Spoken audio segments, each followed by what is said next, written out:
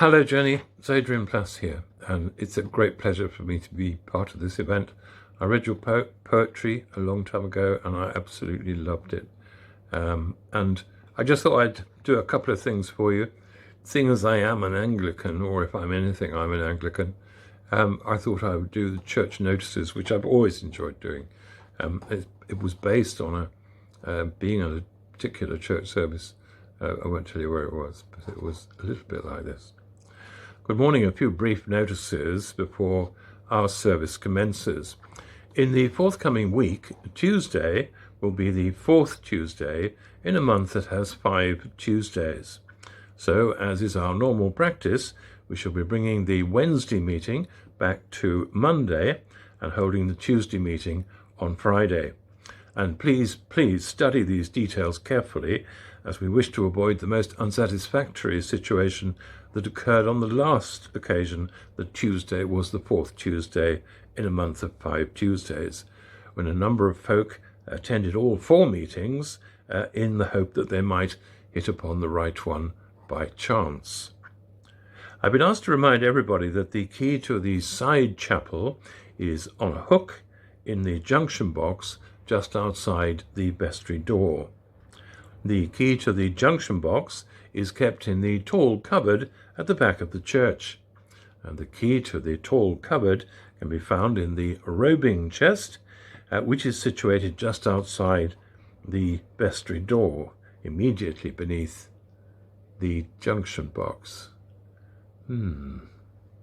And the key to the robing chest is held by Mr. Dumphney, who has kindly agreed to make it available for collection on the 1st and 3rd Mondays and the 2nd and 4th Tuesdays of each month. On those months which actually commence on a Monday, the key will be available on the 1st Wednesday, the 2nd Friday, the 3rd Thursday, and the 4th Wednesday of that month. The side chapel has been rather underused of late, and we hope that more folk will take advantage of this facility. Friends, may I ask that when the time comes for communion, that those occupying the left-hand side of the rearmost block of pews should make their way up the north aisle, through the door, into the passage between the church and the hall, turn right just past the disabled toilet, proceed round behind the altar and approach the rail through the north door of the Lady Chapel. It really is impossible, incidentally, to emphasize too strongly the need to remember that right turn.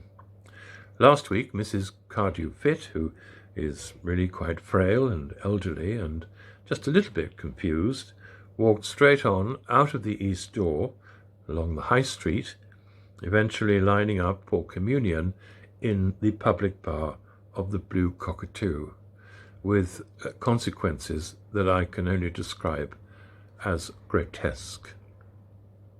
I'm happy to announce the new arrangements for after-church coffee are working extremely well. Each Sunday we're adding to the number of folk who are hoping to have coffee and actually manage to get some. And finally, I'm told that some of our folk have expressed concern regarding the complicated nature of our arrangements here at St. Yorick's. Well, you know, friends, if you don't come and tell me your troubles, how on earth am I ever going to know, eh? Just come and talk it over. I am, as always, regularly available on the 5th, 7th, and 12th odd-numbered days in each month. Whatever the problem, I'm sure we can work it out in time.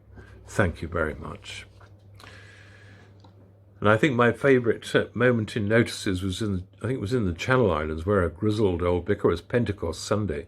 The grizzled old vicar only had one notice. He said, "There is only one notice.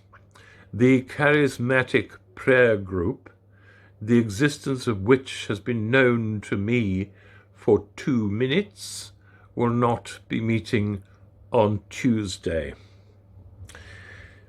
The other thing I thought I'd do was to sing for you, like Bob Dylan, because I knew you'd enjoy that. There's a Bob Dylan song about St. Augustine, and this one is similar, but it's about langoustines. I hope you enjoy it.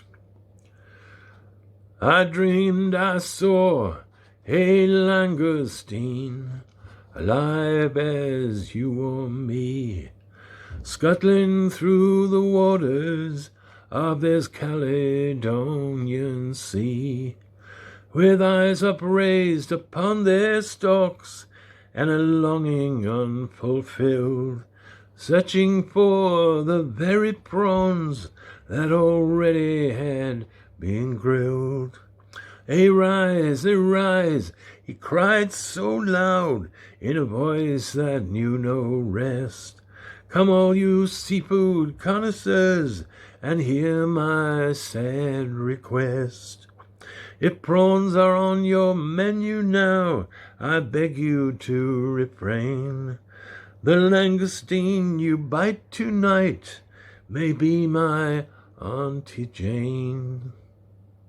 And finally, something to think about as time goes by, and is this.